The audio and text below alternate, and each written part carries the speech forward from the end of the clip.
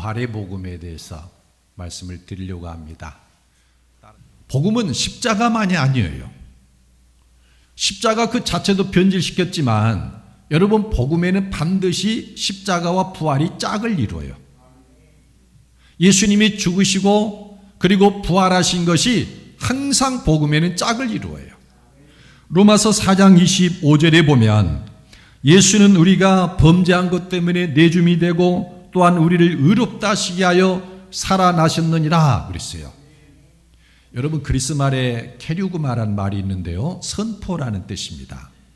그러니까 초대교회에 복음을 선포한다 그랬을 때는 반드시 예수님의 죽으심과 부활이 짝지어서 선포되었다라는 거예요. 예수는, 따라서 합시다. 예수는 우리가 범죄한 것 때문에 내줌이 되고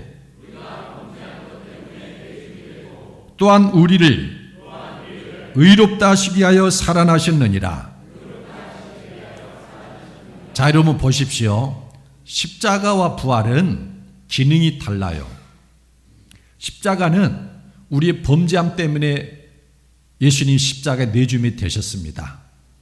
그래서 예수님이 십자가에 달리심으로 우리가 더 이상 죄의 종노릇 하지 않고 죄의 종노릇에서 벗어나서 이 죄로부터 해방되도록 하게 예수님이 죽으셨다는 거예요. 그리고 우리를 의롭다 하기 위해서 예수님은 죽은 자 가운데서 부활하셨어요.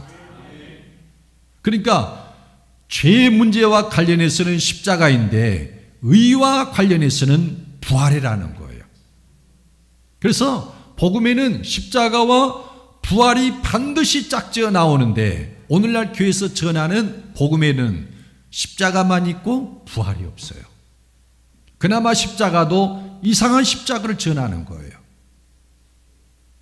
여러분, 고린도 전서 15장 1절로 4절 함께 읽어보십시다. 자, 같이 읽어보겠습니다. 15장 1절로 4절의 말씀 시작. 형제들아, 내가 너희에게 전한 복음을 너희에게 알게 하노니 이는 너희가 받은 것이요 또 그 가운데 선 것이라. 너희가 만일 내가 전한 그 말을 굳게 지키고 헛되이 믿지 아니하였으면 그로 말미암아 구원을 받으리라. 내가 받은 것을 먼저 너희에게 전하였노니 이는 성경대로 그리스도께서 우리 죄를 위하여 죽으시고 장사 지낸 바 되셨다가 성경대로 4일 만에 다시 살아나사. 아멘. 자, 이 구절들은 바울 사도가 복음과 관련해서 두 가지를 말하고 있습니다. 첫째는 사람이 구원을 받으려면 복음을 믿어야 한다는 거예요. 어제도 예수님 말씀을 여러분께 소개해드렸죠. 마가복음 1장 15절에 때가 찼고 하나님의 나라가 가까웠으니 회개하고 복음을 믿으라 그랬잖아요. 1절에 보면 형제들아, 내가 너에게 전한 무엇을? 복음을. 내가 너에게 전한 복음을 너에게 알게 하노니 이는 너희가 받은 것이요 또 그 가운데 선 것이라. 그러니까 바울 사도가 과거에 고린도를 방문해 가지고 복음을 전했어요. 그리고 이 복음을 받은 사람들이 예수님을 영접하고 교회가 이루어졌는데 이 사람들은 그 복음 위에 서 있었어요. 그런데 그 과거에 복음을 전했고 고린도 교회가 서 있는 이 복음을 바울 사도는 다시 지금 말하려고 해요. 2절에는 너희가 만일 내가 전한 그 말을 굳게 지키고 헛되이 믿지 아니하였으면 그로 말미암아 구원을 받으리라. 그러니까 너희가 만일 내가 전한 그 말을, 그건 복음이죠. 그 복음을 굳게 지키고 헛되이 믿지 아니하였으면 그로 말미암아 구원을 받으리라. 그리고 또 3절에 내가 받은 것을 먼저 너에게 전하였노니. 그러니까 초대교회는 이 복음을 내가 받으면 다른 사람에게 전했고 또 그 사람들은 다른 사람에게 전하고 복음을 받은 사람들은 그 복음에 굳게 서고 이렇게 복음으로 교회가 형성되어 있고 성도들의 신앙이 복음을 기초로 세워진 거예요. 그래서 복음을 받아들여서 그 복음을 믿고 복음을 굳게 지키면 구원을 받는다는 거예요. 여러분, 복음 위에 신앙의 기초를 세우시기를 예수님의 이름으로 축복합니다. 그래야 구원을 받아요. 그래서 구원을 받으려면은 복음을 믿어야 한다라는 거예요. 그 다음에 두 번째로는, 그렇다면 복음의 내용은 무엇인가? 복음의 내용에 대해서 말하는데 3절 4절에 보니까 내가 받은 것을 먼저 너에게 전하였노니 이는 성경대로 그리스도께서 우리 죄를 위하여 죽으시고 장사지는 바 되셨다가 성경대로 살만에 다시 살아나사. 여러분 여기도 보십시오. 복음은 그리스도께서 성경대로 우리 죄를 위하여 죽으시고 장사지는 바 되었다가 성경대로 다시 살아나셨다. 죽으심과 부활이 짝져 있는 거예요. 동전이 있으면은 100원 숫자 100면도 있지만 한글 숫자 100원 그쪽도 있는 거예요. 동전에 양면이 있잖아요. 복음에도 양면이 있어요. 십자가, 부활. 십자가, 부활. 이 십자가와 부활의 복음을 믿어야 구원을 받는다는 거예요. 저는 오늘 이 에베소서를 읽으면서 복음의 다른 한쪽에 있는 이 부활의 복음에 대해서 말씀을 드리려고 합니다. 교회에서 실종돼 버렸고 아무도 부활을 복음이라고 말하지 않는 이 부활의 복음, 그거를 말씀드리려고 해요. 왜 예수님의 부활이 복음인가? 우리가 부활하면은 뭐가 생각나냐면은 부활절 때 우리 예수님 사망 곳에 계시고 부활하셨습니다. 그때 부활 이야기를 해요.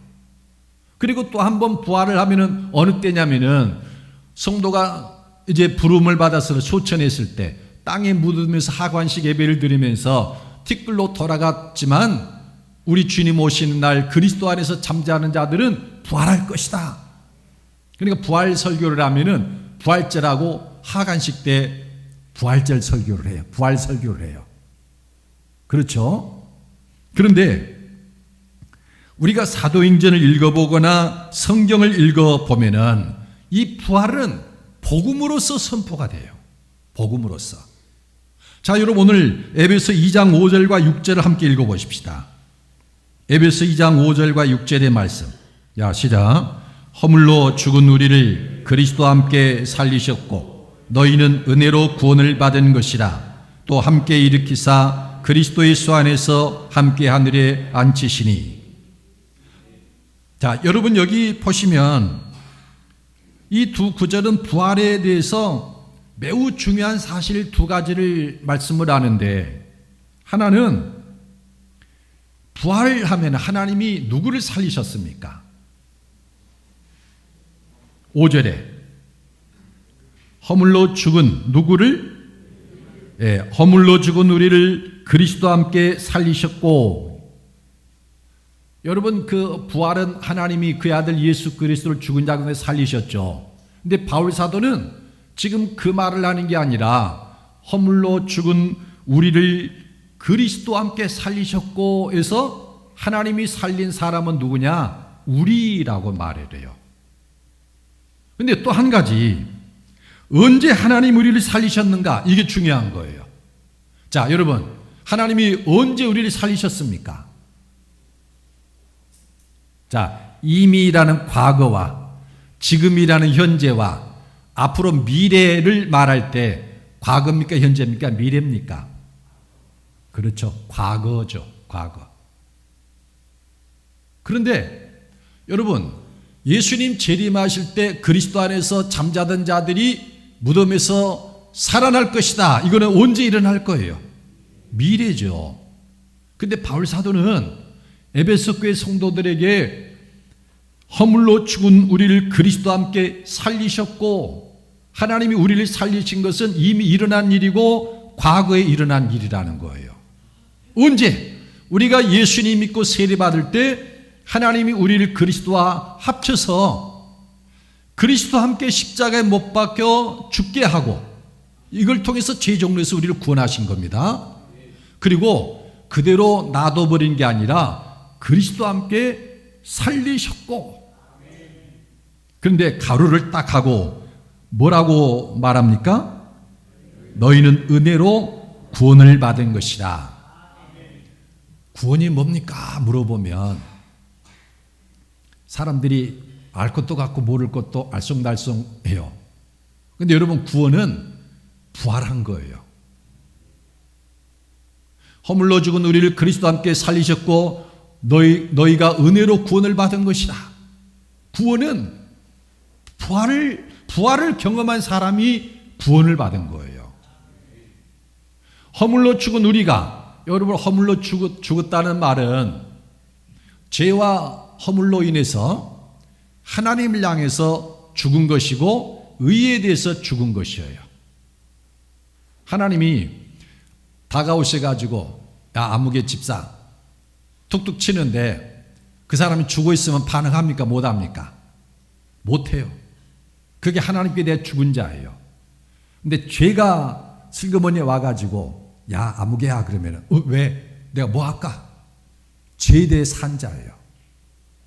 근데 십자가에서 옛사람이 죽고 부활을 경험한 사람은 하나님께 대해 산 자예요. 하나님이 야, 아무개 집사야, 왜? 제가 뭐 할까요, 하나님? 그냥 하나님이 쓱 지나가도 눈치만 봐도 하나님 저에게 이거 하라고 그러시는 건가요? 저 사랑하신다고요? 반응이 굉장히 빨라요. 하나님께 대해 산 사람은 그게 구원받은 사람입니다. 믿으십니까? 뿐만 아니라 6절에 보면 또 함께 일으키사 그리스도 예수 안에서 함께 하늘에 앉히시니 그랬어요. 부활을 시켜가지고 하나님이 그리스도 함께 하늘에 앉혔다, 이 말은 왕노릇 한다는 뜻이에요. 왕노릇. 그러니까 부활을 경험한 사람은 집안에 딱 앉아있으면요, 왕노릇을 하는데 그리스도와 함께 왕노릇해요. 그러니까 예수님과 함께 가정을 다스린다는 뜻이에요. 그러니까 하나님 나라가 임하는 거예요. 그게 구원이에요. 우리는 지금 하늘에 그리스도와 함께 앉아있는 자예요.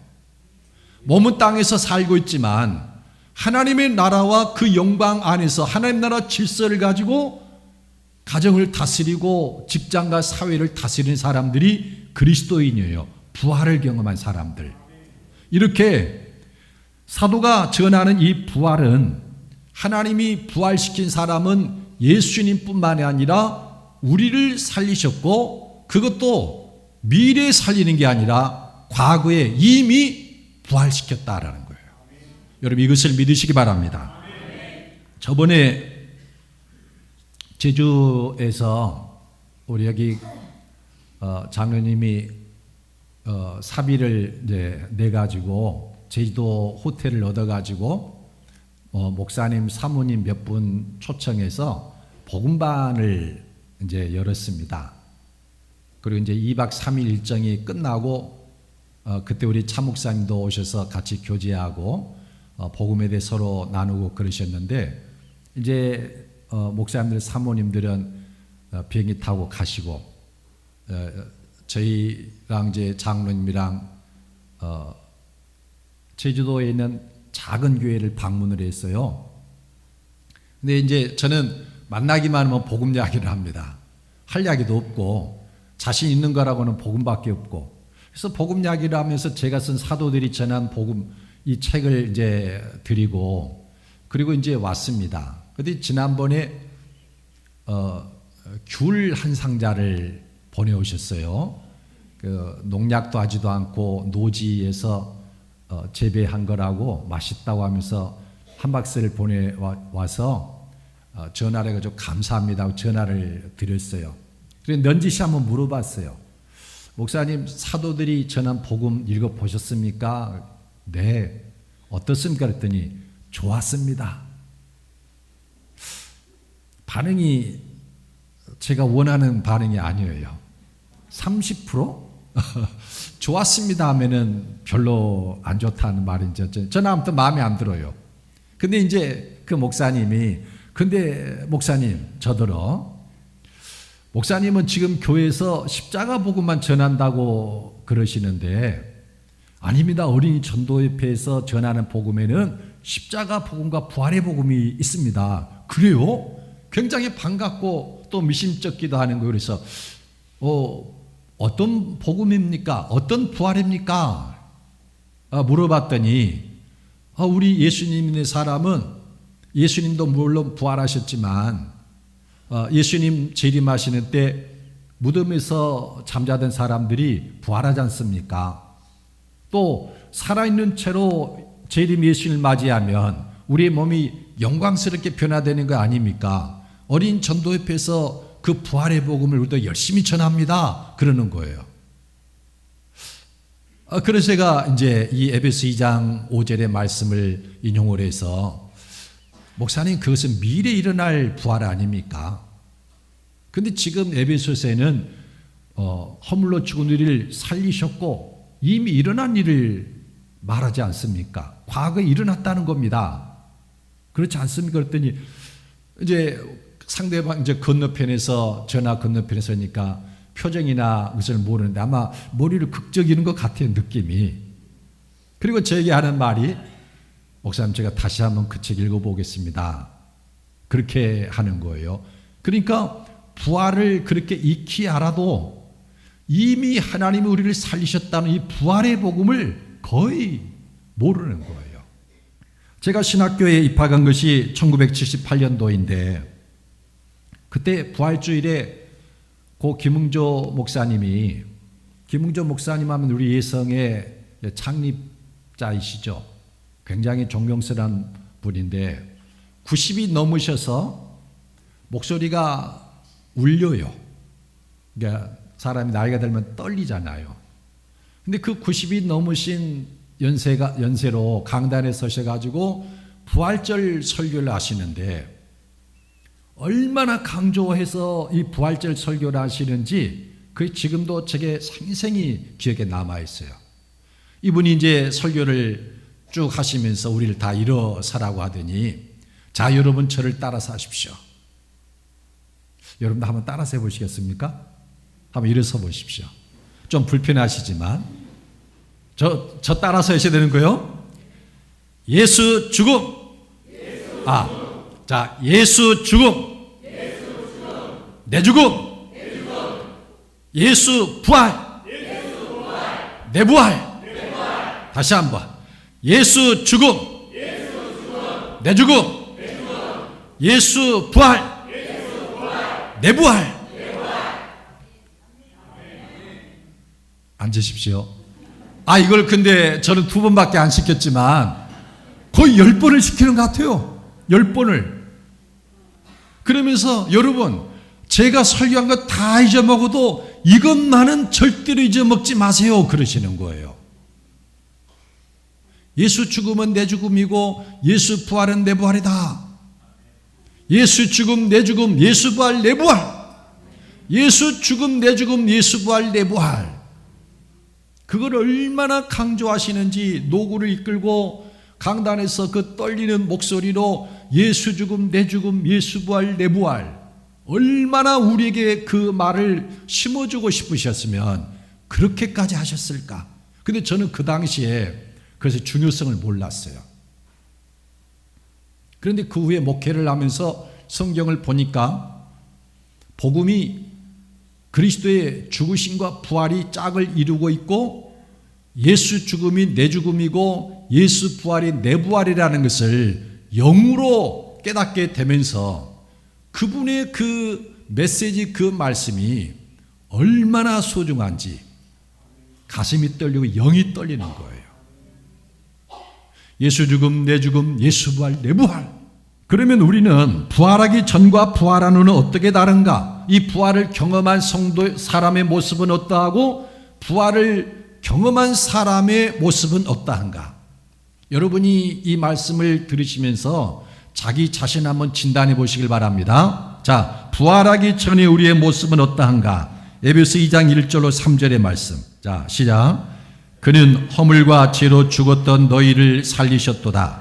그때 너희는 그 가운데서 행하여 이 세상 풍조를 따르고 공중의 권세 잡은 자를 따랐으니 곧 지금 불순종의 아들들 가운데서 역사하는 영이라.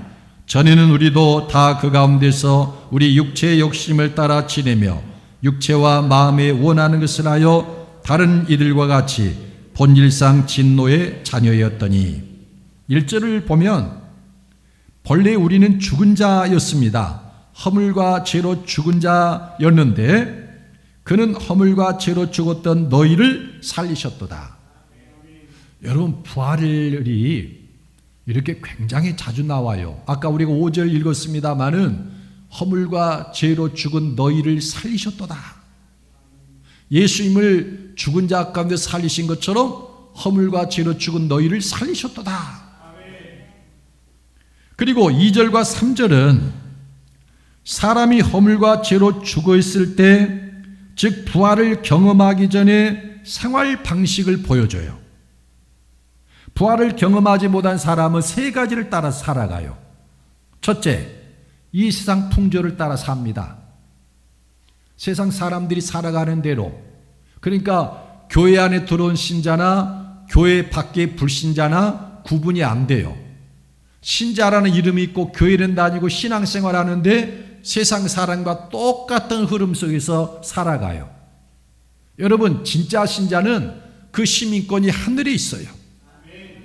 땅의 생각으로 살아가는 것이 아니라 하늘의 생각으로, 하늘의 질서를 가지고 살아가는 게 진짜 신자인데, 부활을 경험하지 않은 사람은 세상 풍조를 따라 산다. 두 번째, 공중권세 잡은 자를 따라 살아요.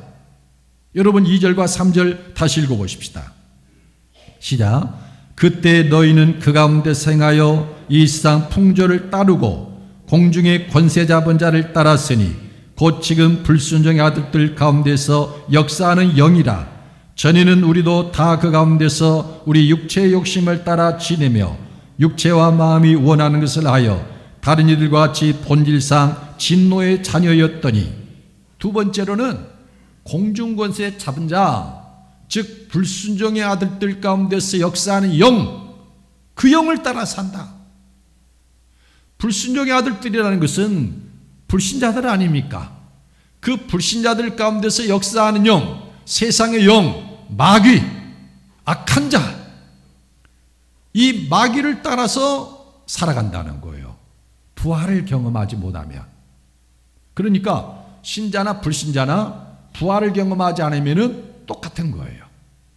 공중권세 잡은 자, 이 불순자들 가운데서 역사하는 그 영을 따라서 살아간다. 세 번째, 부활을 경험하기 전에 사람은 자기 육체의 욕심을 따라, 자기 마음이 원한 것을 따라서 살아가요. 세 가지 뚜렷한 특징이 있어요. 이 세상 풍조를 따라 살고, 공중권세 잡은 자를 따라 살고, 육체의 정욕을 따라 살아요. 그래서 본질 자체가 진노의 자녀예요. 조금 인격적이고 조금 더 도덕과 윤리적인 면에서 뛰어나고 덜한 구분이 있지만은 질 자체가 다 진노의 자녀다라는 거예요. 그 말은 무슨 말입니까? 심판받아 지옥에 갈 사람들이란 뜻이에요. 하나님 앞에 서면 얄미워 가지고 꿈밤을 한 대씩 때려줄 그런 대상인 거예요.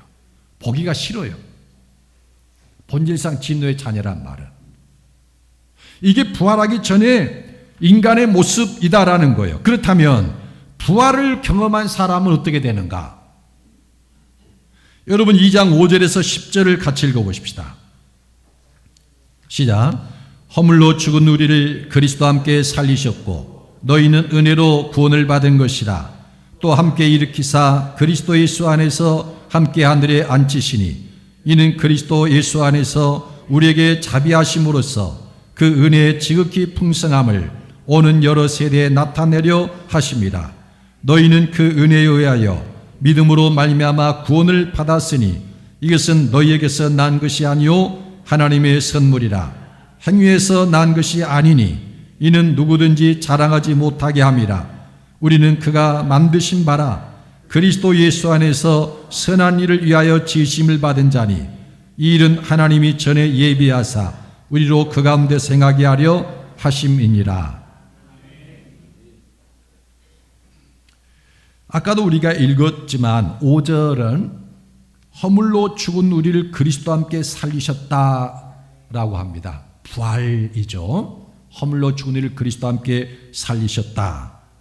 또 6절은 또 함께 일으키사 그리스도 예수 안에서 함께 하늘에 앉히시니 그리스도와 함께 왕 노릇해서 세상을 하나님 나라로 만드는 그 사람으로 창조를 해 주었다는 거예요. 만들었다라는 거예요, 하나님이. 7절에 의하면 이 부활과 왕 노릇하게 된 것은 하나님께서 우리에게 베푸신 자비요 은혜의 결과예요. 우리가 뭔가 잘해서 우리가 뛰어나서 어떤 공로와 업적이 있어서 우리를 그렇게 만들어준 것이 아니라 하나님이 우리에게 자비를 베푼 것이고 은혜를 베풀어서 그렇게 된 것이다. 그리고 8절과 9절은 우리가 받은 이 구원은 은혜에 의한 것이고 믿음으로 말미암은 것이며 하나님의 선물이라고 합니다. 그래서 구원받은 사람일지라도 아무도 자랑할 수가 없어요. 은혜로 받은 것이고 믿음으로 의한 것이고 하나님의 선물이니까. 그런데 10절의 말씀은 부활한 사람들의 모습을 보여줘요. 부활한 사람들은 어떻게 되는가? 같이 읽어보십시다. 시작. 우리는 그가 만드신 바라 그리스도 예수 안에서 선한 일을 위하여 지으심을 받은 자니 이 일은 하나님이 전에 예비하사 우리로 그 가운데서 행하게 하려 하심이니라. 우리가 구원을 받은 것, 우리가 부활을 경험하게 되는 것, 이 부활을 경험한 사람은 어떻게 된 거냐면 하나님이 그를 새로 지으셨다라는 거예요. 예전에 그 어떤 뒤죽박죽이고 죄종 노릇하고 육체의 정욕, 공중것에 잡은 자, 세상 풍조를 따라 사는 사람을 마치 진흙으로 질그릇을 만들어다가 마음에 안 들어서 다 부숴버리고 새로 짓이겨가지고 새롭게 만든 것이 된다는 것인데 선을 위하여 새로 지으신 바, 그래서 그 가운데서 행하게 하려 함이라. 그러므로 여러분, 부활을 경험한 사람은 사람 자체가 아주 선하게 지어진 거예요. 그러니까 부활을 경험한 사람은 하나님의 걸작품이 되었다는 거예요. 하나님의 걸작품, 멋지게 만든 거예요. 어디 하나 뜯어봐도 죄를 지을 만한 구석이 없는 거고요. 생각 하나하나 봐도 악한 것이 들어갈 틈이 없고 선한 일을 꿈꾸고 선한 일을 하는 사람으로 새로 지음받아서 그 가운데서 살게 만드셨다는 거예요. 이게 부활을 경험한 사람의 모습이에요. 여러분, 세탁기를 사가지고 오면 그 세탁기 하는 일은 뭡니까? 세탁하는 거예요. 에어컨을 사가지고 오면 그 에어컨이 하는 일이 뭡니까? 그건 시원하게 하는 거예요. 더위를 물러가게 하고. 왜 그러냐? 이건 에어컨으로 만들어 놓은 거고 만든 사람이 이건 세탁기로 만들어 놔서 그 일을 하는 거예요. 그러하듯이 하나님이 우리를 부활을 경험한 사람은 하나님이 새로 지으셨는데 선을 행할 사람으로 새로 지어서 그렇게 쭉 살아가도록 만들어 주신 거라는 거예요. 여러분 믿으십니까? 이것이 하나님의 은혜로 된 것이고 이것이 예수를 믿음으로 말미암는 것이고 이것이 하나님의 선물이라는 겁니다. 그런데 참 웃지 못할 일은 한국 교회 대다수 이렇게 복음을 전하는 분들이 어디라고 제가 말을 하지 않겠습니다만은 다 그러니까 하나님이 우리를 위해서 천국을 예비해 두셨습니다. 그리고 그런데 이 천국은 의인들만이 들어가고 죄인은 아무도 들어갈 수 없습니다. 그래서 아무도 천국에 들어갈 수 없는데 하나님이 그 아들 보내서 우리의 죄를 대신해서 십자가에 죽으시고 우리 대신 모든 형벌을 받게 해주셨습니다.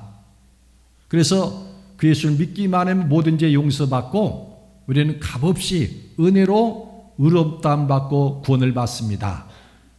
이렇게 복음을 전하고 그 근거 구절로 에베소 2장 8절과 9절을 딱 제시를 하는 거예요. 너희는 그 은혜에 의하여 믿음으로 말미암아 구원을 받았으니 이것은 너에게서 난 것이 아니요 하나님의 선물이라. 행위에서 난 것이 아니니 이는 누구든지 자랑하지 못하게 함이라. 본래 이 에베소 2장 8절과 9절은 하나님 우리를 새로 지어서 선을 행하는 사람으로 만들어서 그렇게 살도록 한 것이 은혜고 믿음에 의한 것이고 하나님의 선물이라는 뜻인데, 이걸 엉뚱하게 뜯어와 가지고 자기 입맛에 맞게 편집을 한 거예요. 여러분, 모자이크 그림 있지 않습니까? 본래 그림을 갈기갈기 찢어가지고 그거 색깔을 이용해서 자기 나름대로 새롭게 그림을 그리잖아요. 모자이크화라는 게. 에베소 여기 있는 말씀은 하나님 우리를 부활시켜서 선을 행하러 새로 지었다는 것이 은혜고 믿음에 의한 것이고 선물이라는 뜻인데, 이걸 엉뚱하게 뜯어와 가지고 뭐라고 말을 하느냐? 우리가 예수님 믿기만 하면 예수님 우리의 모든 죄를, 하나님 우리의 모든 죄를 다 용서해 주고 그리스도의 의를 우리에게 전가시켜서 내 속에는 죄가 여전히 있고 여전히 죄 가운데 살지라도 예수님 믿는 것으로 인해서 하나님의 은혜로 값없이 주신 선물로 의롭다함을 얻게 하고 천국에 간다, 이렇게 말을 해요. 저는 그 말을 한마디로 사기친다고 말합니다. 그건 사기예요. 분명히 에베소 2장 5절을 은혜라는 말이 나오고 7절에도 은혜라는 말이 나오고 8절에도 은혜라는 말이 나오는데 1절부터 10절을 유심히 바라보면은 사람이 부활하기 전의 상태는 이러하고 부활 이후에는 이러하다라는 것이, 이렇게 말씀하면서 그것이 은혜로 된 것이라고 하는 것인데, 그걸 새 창조, 지으신 것, 선을 행하는 사람 만든 것 전부 빼버리고 나는 여전히 죄 가운데 살고 여전히 내 안에 죄가 있을지라도 예수님 믿으면 하나님이 모든 죄 용서하고 값없이 은혜로 의롭다함을 얻게 해준다고, 이렇게 하나님 말씀 가지고 거짓말을 하는 거예요. 여러분, 성경에 말하는 은혜는 지금 어떤 사람들이 교회가 말하는 은혜하고 개념 자체가 달라요. 사람이 어떤 말을 써도 이 사람이 이 단어 쓸 때 저 사람이 그 단어 쓸 때는 다를 수가 있는 거예요. 여기 경기도에서 어떤 단어를 이렇게 말한다고 그래서 전라도 경상도에서도 그 단어를 똑같은 의미로 사용한다 생각하면은 오산을 잘못 판단할 수 있는 거예요. 여러분, 성경에서 말하는 하나님의 은혜는 전적으로 전부 다 사람을 새로운 피조물로 만들 때만이 은혜라고 말을 해요. 한번 찾아볼까요? 사도행전 15장 한번 봅시다. 11절 같이 한번 읽어볼까요? 자, 시작. 그러나 우리는 그들이 우리와 동일하게 주 예수의 은혜로 구원받는 줄을 믿노라 하니라. 자, 여기 보니까 사람이 구원을 받는 것은 무엇으로 구원받는다고 그랬습니까? 주 예수의 은혜로. 이게 교회 회의 공의회라고 그러는데 총회 모인 첫 번째 회의에서 이걸 결정했어요.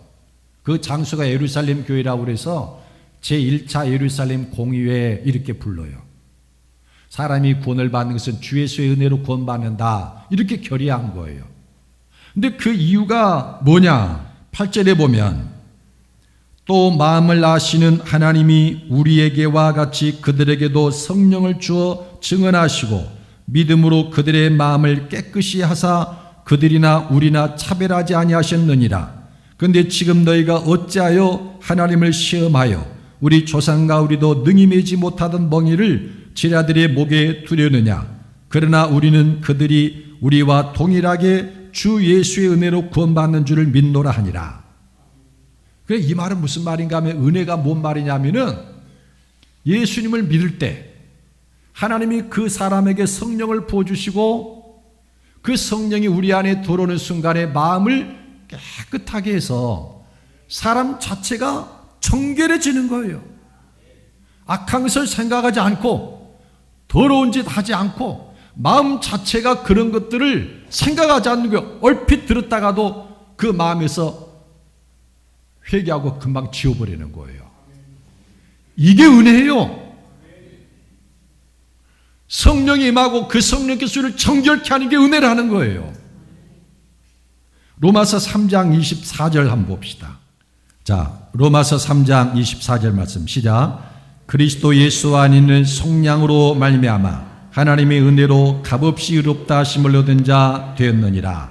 자기 보니까 그리스도 예수 안에는 속량으로 말미암아 하나님의 은혜로 값없이 의롭다 하심을 얻은 자 되었느니라 그랬어요. 우리가 의롭다함을 얻는 것이 하나님의 은혜로 값없이 되었다고 그러는데 그 이유가 뭐냐? 그리스도 예수 안에 있는 속량 때문이다라는 거예요. 여러분, 속량이라는 단어는 종노릇하는 사람을 그 종노릇하는 데서 벗어나서 자유인이 되게 하는 거예요.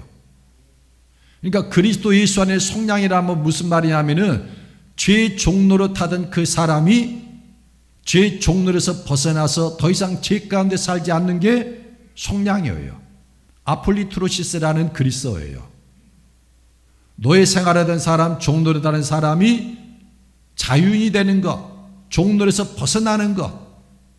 여태까지 죄 종노릇하는 사람이 예수님을 영접하고 예수님을 사랑했더니 그리스도와 함께 죄를 범하는 옛사람이 십자가에 못 박혀 죽임을 당하고 죄 종노릇에서 벗어나는 이 속량, 그게 하나님의 은혜라는 거예요. 은혜는 나는 여전히 변함이 없고 내 속에 여전히 죄가 있고 나는 여전히 죄 가운데 살지라도 예수님 믿기만 하는 죄 용서받고 값없이 의롭다 받는 그게 은혜라고 한 적이 성경에는 없어요. 마음을 깨끗하게 해서 성령이 이게 은혜고, 죄 종노릇한 사람을 그리스도와 함께 십자가에 못 박아서 죄 종노릇에서 벗어나게 하는 이것이 은혜고, 그리고 오늘 에베소 2장에 은혜라는 말을 3번이나 거듭 사용하고 있는데 이 세상 풍조를 따라 살고 공중구세잠 따라 살고 육체의 정욕을 따라 살던 그 사람을 이제는 그리스도와 함께 살려서 선을 행하는 사람으로 세워 지은 이것이 하나님의 은혜다. 여러분, 하나님의 은혜를 진짜 값싼 은혜라고 치부해서는 안 돼요. 우리가 은혜를 제대로 받으면, 성경대로 은혜를 받으면 죄 가운데 살 수 없습니다. 내가 안 살려고 해서 안 사는 게 아니고 하나님의 은혜로 그리스도와 함께 십자가에 못 박아서 죄 종노릇한 나를 죄에서 벗어나게 하는 거예요. 성령을 보내서 마음을 깨끗하게 하고 그리스도의 피로 뿌려서 내 양심을 깨끗하게 하고 하나님의 은혜를 베풀어서 하나님의 걸작품으로 새로 만들어서 선을 행하고 의를 행하도록 만드는 것이 하나님의 은혜다라는 거예요. 부활을 경험한 사람들, 그 사람은 죄 가운데 살지 않고 선을 행하는 사람으로 새로 지어진 거예요. 이게 부활의 복음이 중요한 이유입니다. 부활의 복음을 이 경험하기 전에 그 성도의 모습은 세상 풍조를 따라 살고 공중권세 잡은 자, 육체의 정욕을 따라 산다고 그러는데 여러분 어떠십니까? 육체의 정욕에서 벗어나셨나요? 세상 풍조를 따라 살지 않습니까? 성령 따라 살아요? 부활을 제대로 맛본 사람은 그게 이루어져요. 그래서 교회에서는 부활의 복음을 힘써 전해야 돼요. 힘써. 그리고 여러분은 이 복음의 터에 굳게 서 있어야 되는 거예요.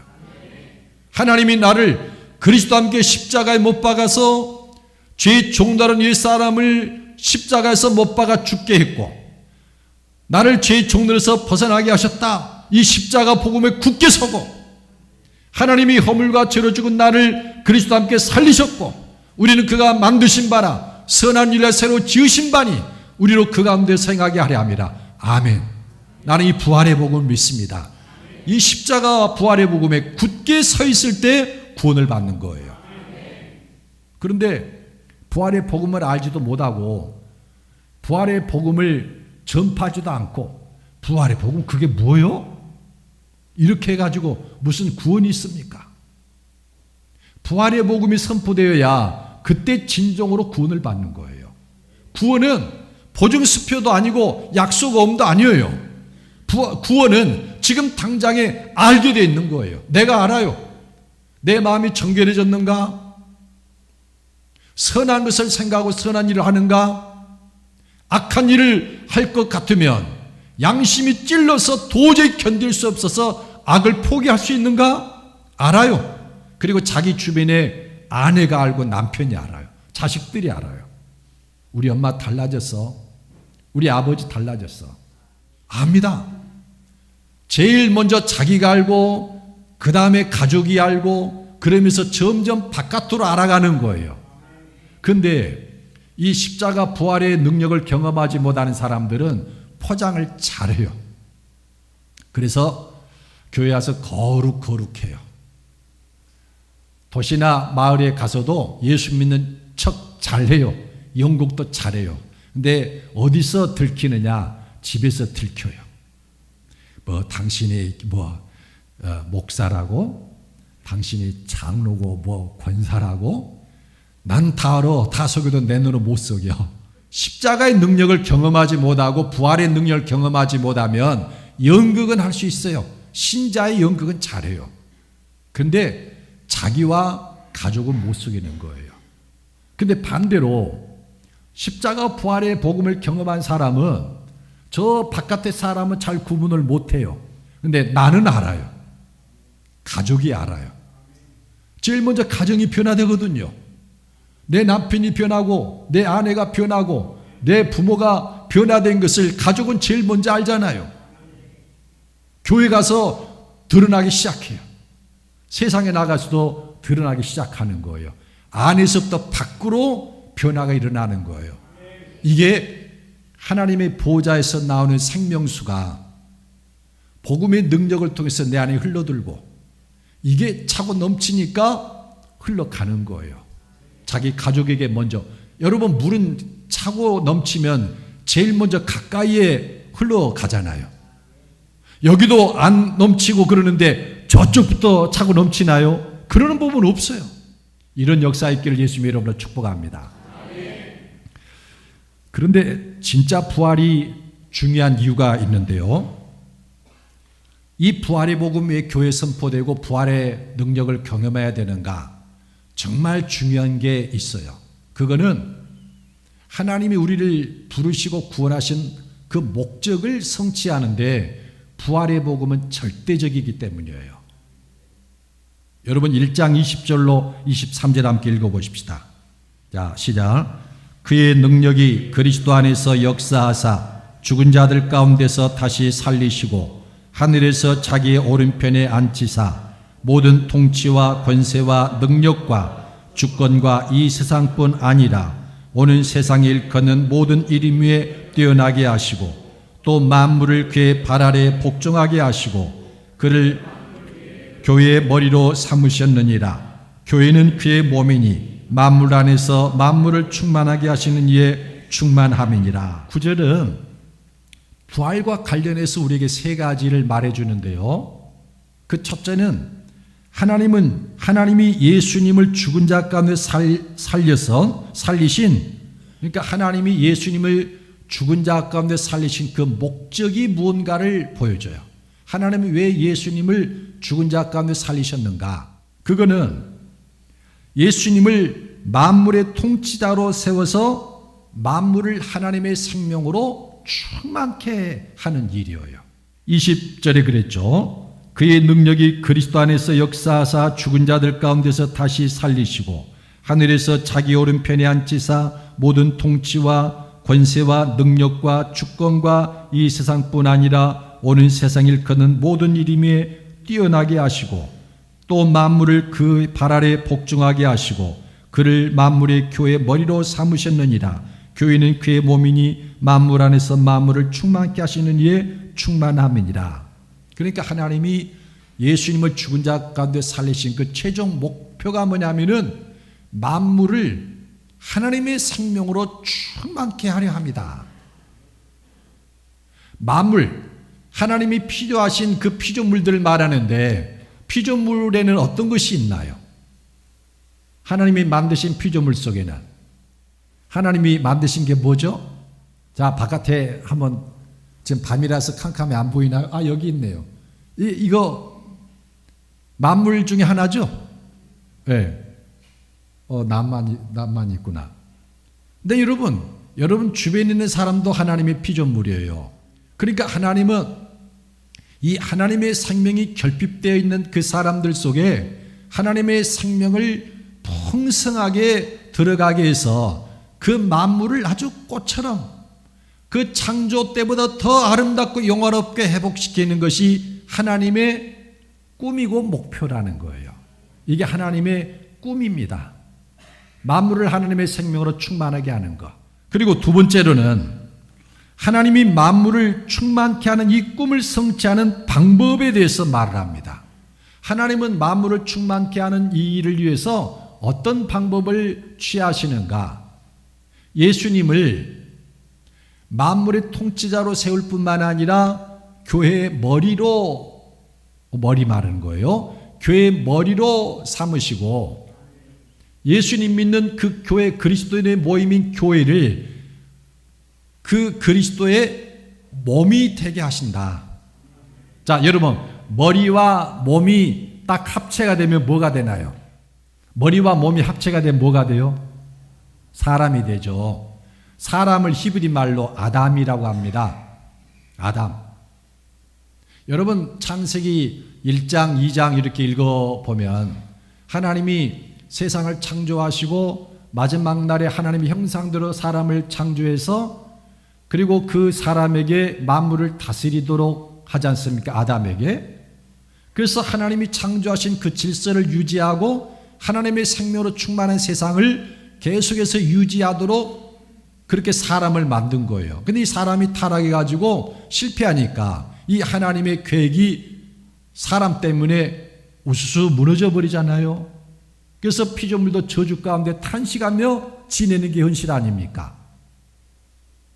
그런데 이렇게 사람의 죄와 타락으로 만물도 타락해서 탄식한 이 만물을 하나님이 회복시키려고 그러는데 하나님의 생명을 넣어보내서 충만케 하려고 하는데 그 방법이 뭐냐?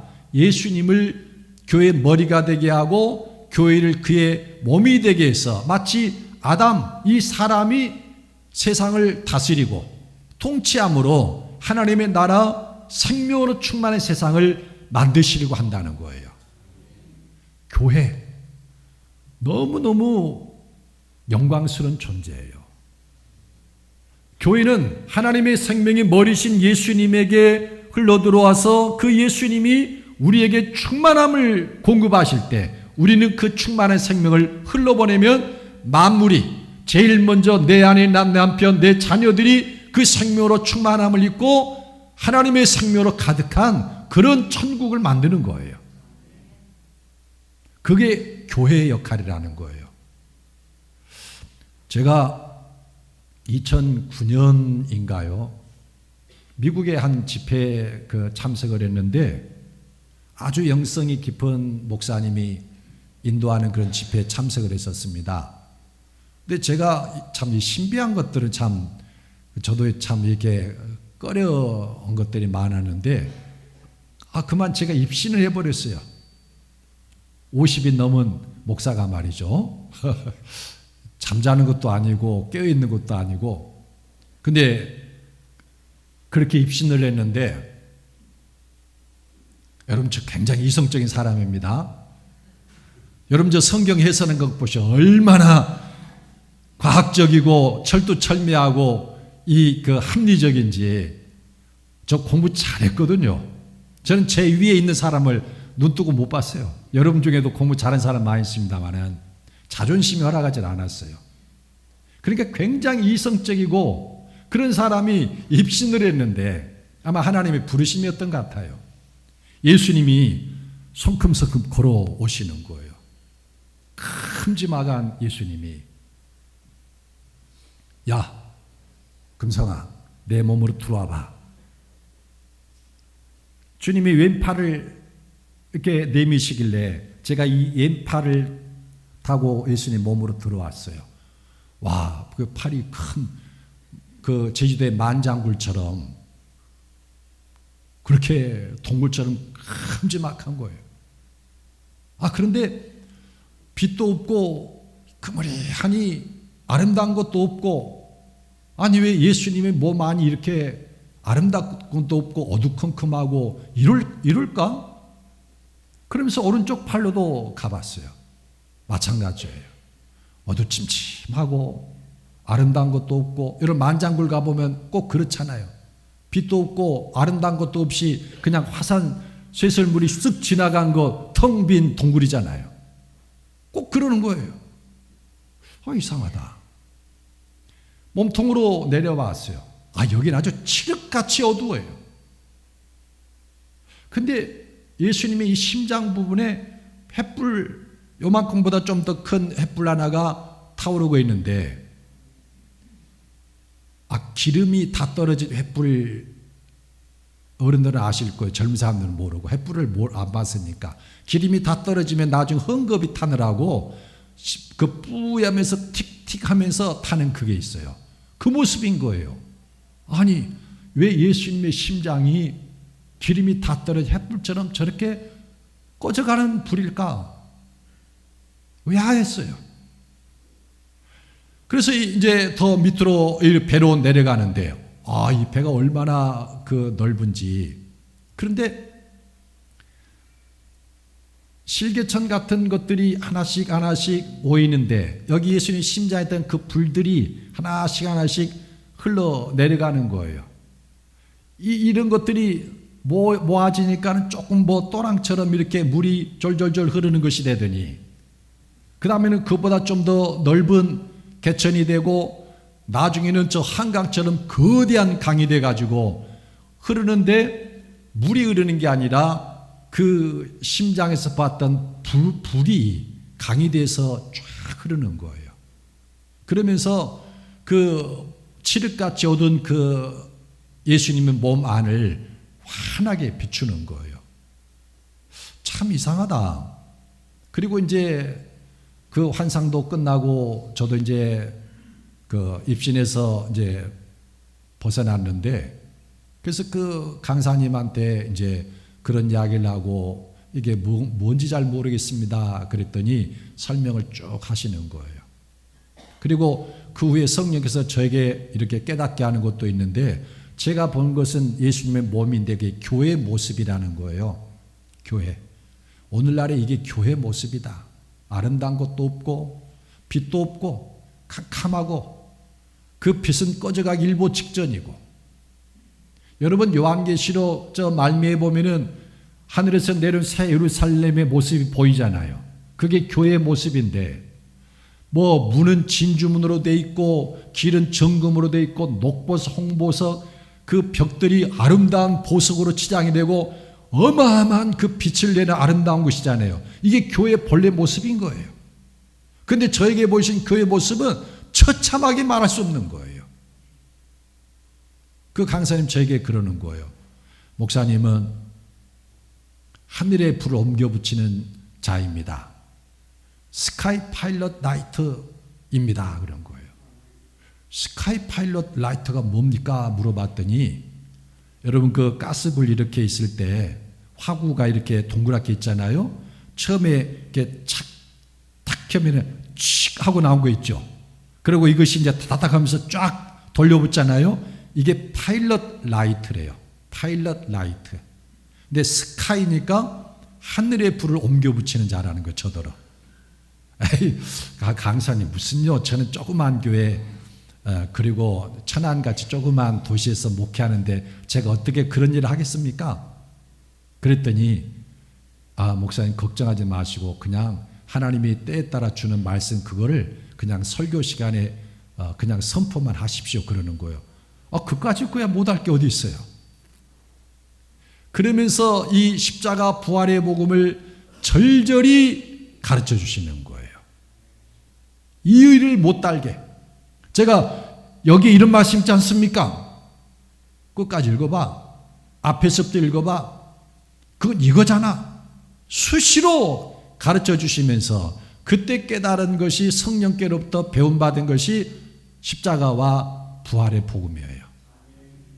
그때 제가 하나님께 약속을 드렸습니다. 하나님, 누군가가 어떤 교회에서 저를 초청해서 강단에 세우시면 저는 복음을 전하겠습니다 그랬어요. 그러니까 이번에 제가 와서 복음 아니고 다른 걸 전하면 제가 하나님께 약속을 위반하는 거예요.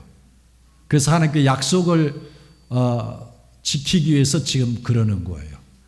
왜 그러는가? 교회의 복음이 다른 복음이 들어가니까 교회가 빛을 잃어버리고 아름다운 것도 없고 성도 한 사람 한 사람이 보석처럼 영롱하고 아름답고 고귀해야 되는데 세상 풍조 따라 살고 공중거세 잡은 자를 따라 살고 육체의 정욕을 따라 사니까 어두컴컴하고 침침하고 보잘것없고 왜 그리스도의 몸이 이래야 되냐는 거예요. 하나님의 생명이 교회 안에 충만히 들어와야 되는데 복음이 잘못된 복음이 전해지고 있고 성령이 사라져버리니까 교회 안에서 오늘날 교회가 이렇게 된다는 거예요. 싸움 안 하면 다행이고 하나님은 만물을 하나님의 생명으로 충만케 하는 계획을 세우고 예수님을 죽은 자 가운데 살리셨습니다. 그리고 교회를 그의 몸으로 삼으시고 예수님을 머리가 되게 해서 이 새 아담을 통해 가지고 하나님의 생명을 가지고 만물을 충만케 하려고 한다. 그런데 이 말씀에서 마지막 세 번째 아주 중요한 것이 있는데 이 하나님의 계획이 부활이 없으면 결코 하나님의 계획은 성취될 수가 없어요. 부활이 없으면. 여러분 1장 20절을 보면 그의 능력이 그리스도 안에서 역사하사 죽은 자들 가운데서 다시 살리시고 하늘에서 자기의 오른편에 앉히사. 그러니까 예수님의 교회 머리가 되겠는데 그리고 하나님 우편에 앉아 계시는데 이 교회의 머리가 되고 만왕의 왕이 되고 하나님과 함께 만물을 통치하시는 왕의 자리에 오르게 되기 위해서 하나님 예수님 죽은 자 가운데서 살리셨다. 부활을 통해서예요.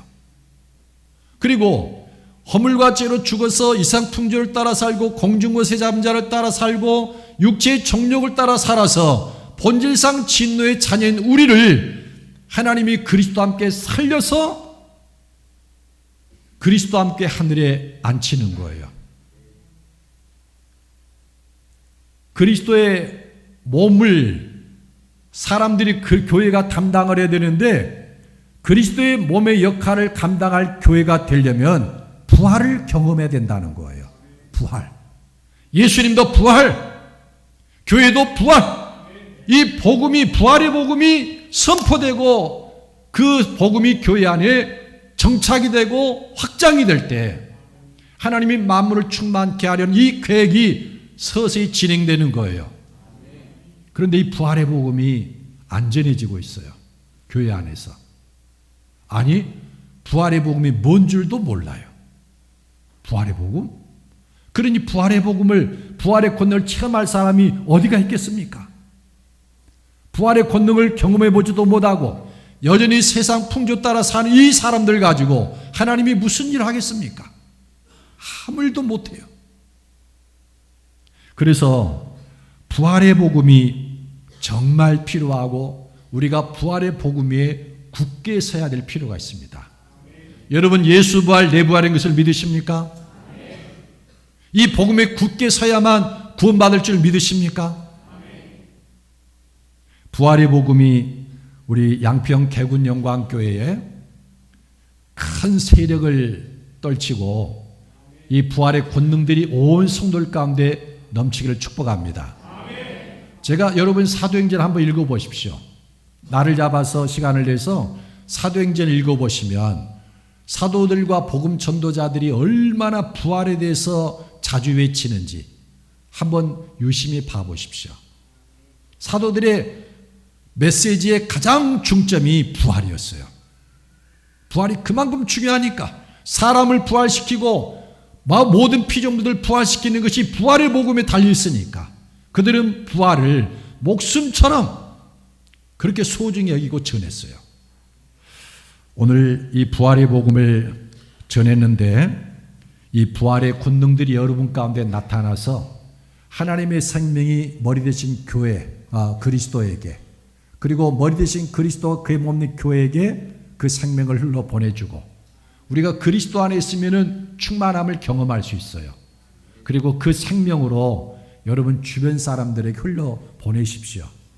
그러면 만물이 환영하고 박수를 칠 거예요.